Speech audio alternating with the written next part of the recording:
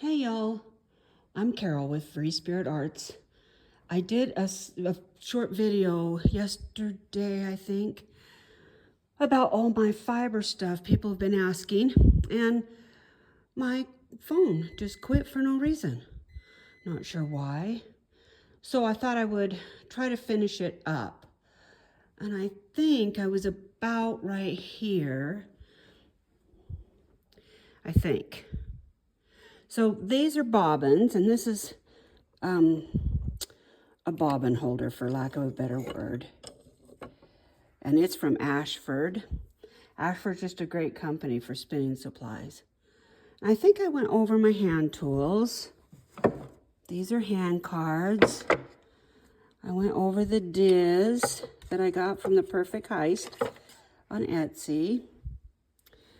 This is actually a dog comb, but we call it a flicker, and it works great for my blending board and the drum carder. Those are other bobbin storage. That is a yarn winder. It clamps on a table. There's a lot of tools and fun little things that you can buy when you're into fiber. I picked these up in Arizona at the trading stop, I think it was called. And it's all the native brush and weeds and things that the natives there use for dyeing. And you can see here, see if I can get the glare out. What they've done is taken a selection, a sample of the native plant, used that native plant to dye yarn, and then started this weaving. Isn't that fantastic? I love that thing. Try to keep it out of the sun. These are some yarns that I did when I had the farm.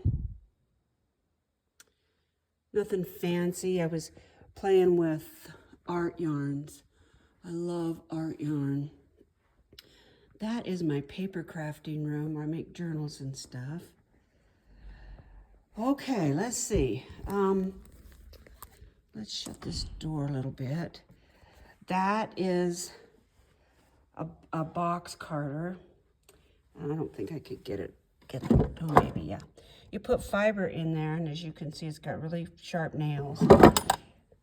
And you put the fiber in there, and then you go back, you take this bottom part off, and you lay it flat on a table so it's long ways. And then you take this part with the handle, and you go back and forth and back and forth, and the fiber gets caught on those nails. There's nails here and here. And what it does is it opens up the fiber. A lot of the dust and grass and weeds and stuff from the wool fall in the bottom of the box. But I don't use it up here because it's just too dirty. This is fiber. It's mystery fiber. We don't know what it is. My friend CJ gave it to me. Sorry, I was playing with fiber and I forgot about the whole phone thing. You take a little bit of this and you use those hand cards over there, and you just, well, it's kind of a whole process. You can sort of see right here where I took it off. But it it opens up all the fiber, and it cards it. I don't want to say combs it, because when you comb fiber, you're trying to get it, all the fibers going the same way, like you would comb your hair. This is some luscious fiber that I bought in McCall. It's merino. Very, very, very, very soft. I think this is mohair, if I remember correctly. It doesn't really feel like natural fiber. I don't know.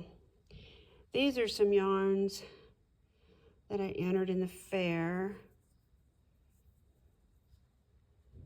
I have won some ribbons, not a lot. I am not what you would call a fantastic spinner. I would probably call myself a joyful spinner. This is a basket that I made, and it has been completely abused. These are all just different fibers. When you're a fiber person, it's amazing how many stores there are. Look at that. Oh. You find those places that also sell fiber. I believe this one is from a store in Boise that's no longer with us.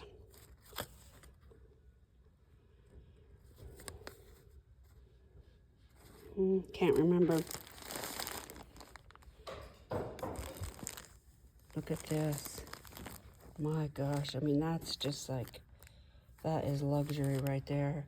This is mohair from an Angora goat. I got this from a gal that I took some fiber out to her. She has a mill, and she processes fiber for people in our area. Well, she'll process it probably for anybody, but this is from a lamb, so it's very, very, very soft. And let's see what else. This is my basket that I take with me. I just got back Saturday. I came back. I spent the morning at the coffee shop. I did a video on that. This, well, I used to say this is my newest wheel, but it's not anymore. I have been spinning this fiber for freaking ever, and I'm ready to be done with it. But I have a whole nother hank of it, so I'm not done with it yet. That is a knitting machine that I inherited when I inherited that wheel that I showed you. I am not a knitter, so that machine is going to be for sale. It's one of those Addy. It looks brand new. I think it is brand new. I think it's called Addy. This wheel here is called a matchless. It's a shacked matchless. It's a spendy wheel. It's expensive. I bought it used. It is, I want to say, 20 years old.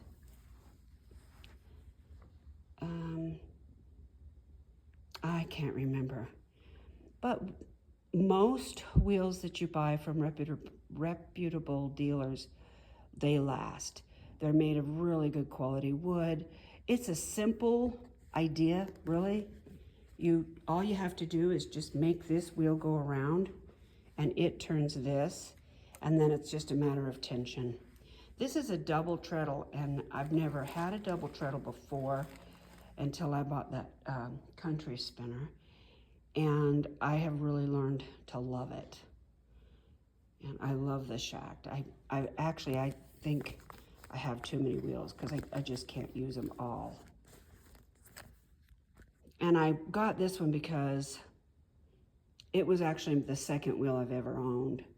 And I got it because I could do fine yarn or a more art yarn. And I have done art yarn on it, and it's great. Oh, I wanted to show you this buffalo fiber. You wouldn't think, maybe, that buffalo fiber was wonderful, but I'm telling you, it is.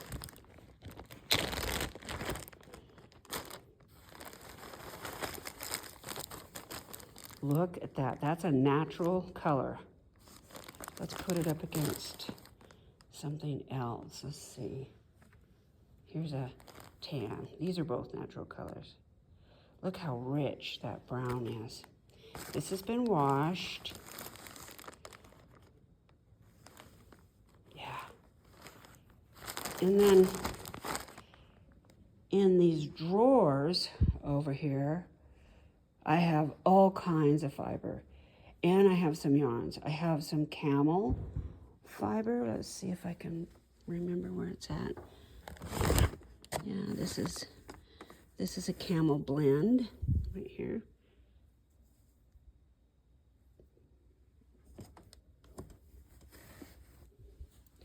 The guild that one of the guilds that I belong to, goes on Earth Day, they go to the camel sharing at the zoo. And in exchange for us doing a booth and demonstrations and stuff, they gave us a bunch of camel fiber. And that's the day that they brush out all the camels. And I was really thrilled to be able to get in on that. It's rare. So this is my other passion. It's my first passion. When we started at the farm, I knew I wanted to be a hand spinner. There was no doubt in my mind. I knew it. But I didn't know anything about it. I didn't know anything about sheep. I didn't know anything about fiber. I didn't know the difference between wool and mohair. And it was a learning curve, but there was a guild. And I just walked into one of their spin-ins that they had at the mall and said, I don't have any idea what I'm doing. I don't know where to even start, but I think I want to be a spinner. And they sat me down, and the gal next to me put her wheel in front of me and showed me how, and within 15 minutes I was spinning. And while we were there, they have food and stuff. It was a great day. While we were there, a gal came in with this wheel and said she was having to sell her fiber stuff. Did anybody want it?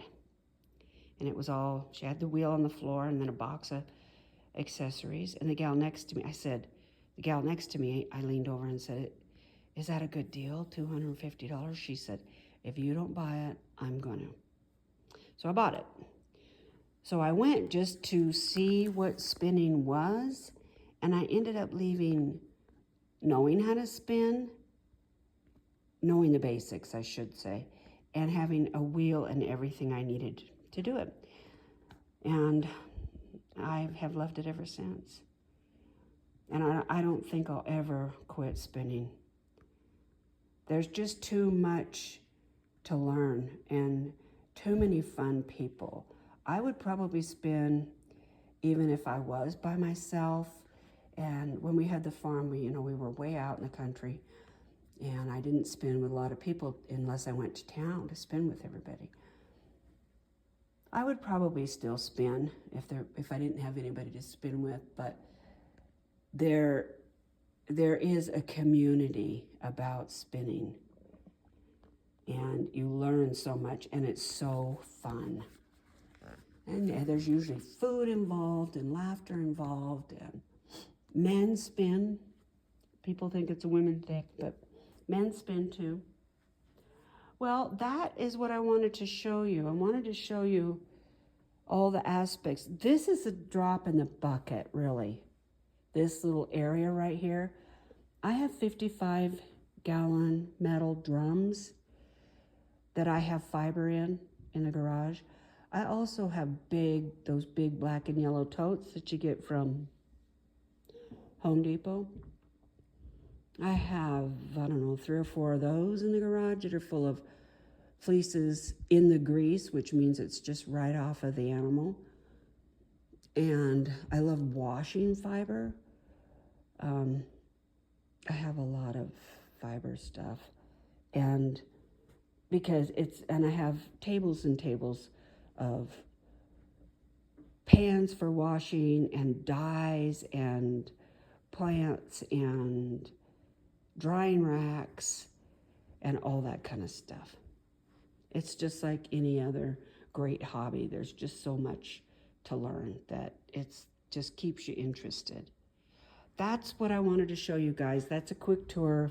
If you want me to spin sometime, I'd be happy to. Just drop it in the comments below. I'd love to see what you think about, excuse me, about the video. Do you want to see more fiber videos? Was this enough? Not anything you're interested in? Please show me more. Whatever. Comment below. Oh, this is dyed mohair. Did I show you this? It's like that white curly stuff over there in the basket, but it's dyed. I didn't dye that. Still has some plant material in it. I love that. It reminds me that this animal was roaming around the pasture at one point. Okay, guys. Let's all take care of each other, y'all. Bye.